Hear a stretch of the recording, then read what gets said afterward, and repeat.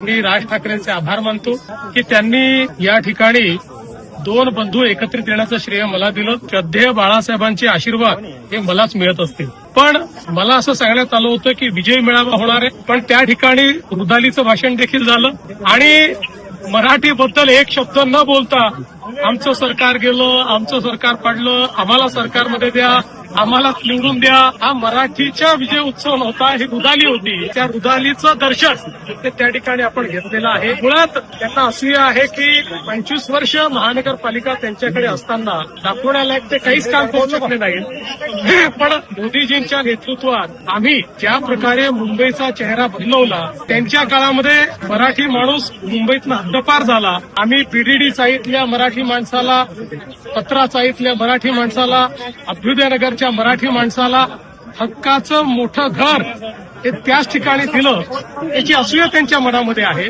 पण मी नेहमी सांगतोय, पब्लिक है सब जानती है. त्यामुळे मुंबईतला मराठी असो की अमराठी सगळेच आमच्या सोबत आहे. आम्ही मराठी आहोत, आम्हाला मराठी असण्याचा अभिमान आहे, मराठी भाषेचा अभिमान आहे, पण त्याच वेळी आम्ही हिंदू आहोत.